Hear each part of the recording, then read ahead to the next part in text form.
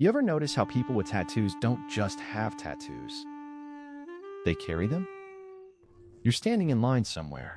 Coffee shop, mall, street corner. You see ink peeking out from a sleeve, curling up a neck, resting quietly on a wrist. And before that person says a single word, your brain already starts guessing. They've been through something. They're expressive.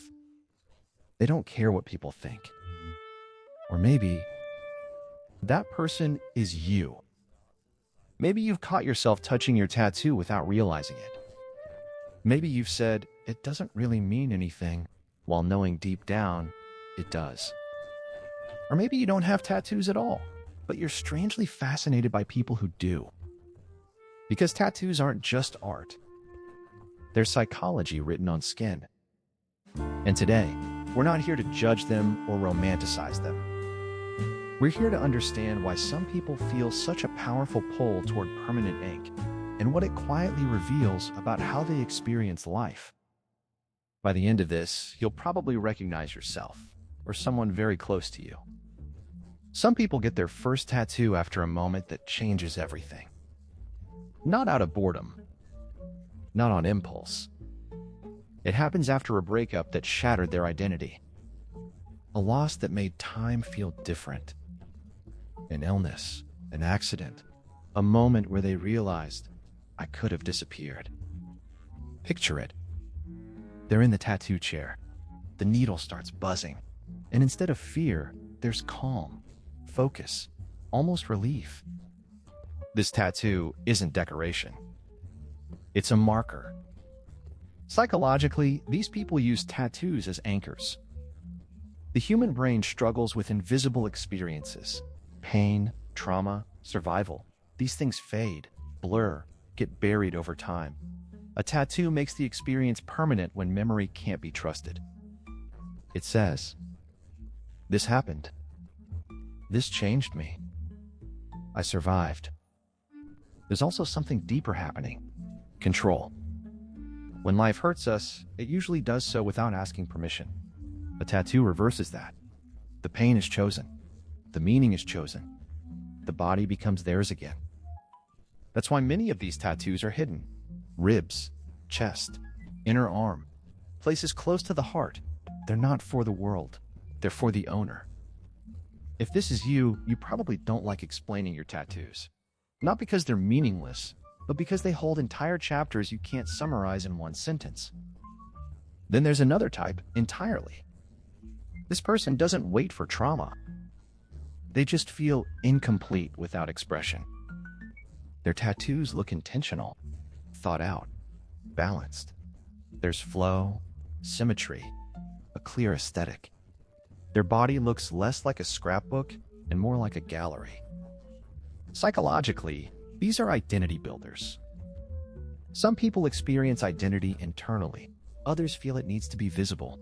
Tattoos help these individuals align their outer appearance with their inner self. But here's the part most people miss.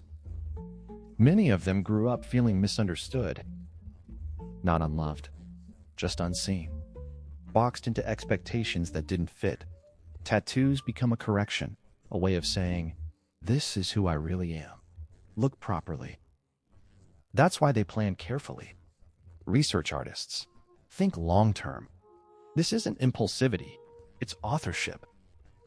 If this resonates, you might feel uncomfortable when your appearance doesn't reflect who you're becoming. Tattoos close that gap. They make the body feel honest. Now let's talk about the type people stereotype the most. The rebel.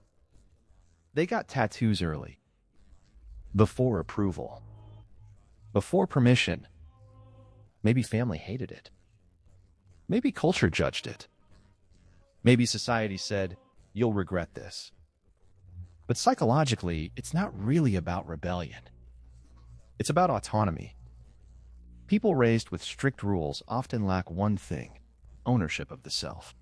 When choices are controlled, the body becomes the first territory they can fully claim. A tattoo says, this is mine. And the permanence matters. It's not just expression, it's separation. A clear boundary between who they were told to be and who they choose to become.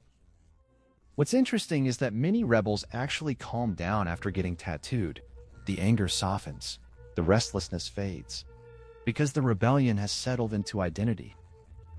If this is you, you're probably sensitive to control in all areas of life: work, relationships, expectations. Tattoos are your quiet resistance.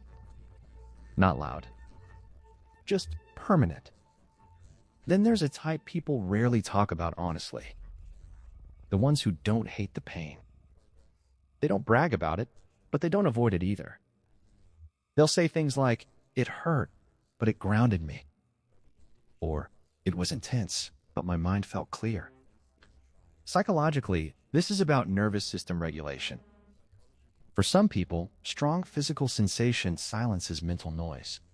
Anxiety, overthinking, emotional overload, all of it fades when the brain has something immediate to focus on. Pain becomes presence. There's also chemistry involved: endorphins, dopamine, adrenaline. The body rewards controlled discomfort with relief and clarity. This isn't recklessness. These people seek intensity with structure. Tattoos give them a safe way to feel deeply without chaos. If this fits you, you probably fear numbness more than pain. You want life to feel textured, real. And finally, the quietest type: the collectors. They don't show off. They don't explain much. Their tattoos are small, specific, sometimes random to everyone else. A symbol, a word, a date no one recognizes. Psychologically, this reflects emotional memory mapping. Some people remember life and achievements. Others remember it in moments.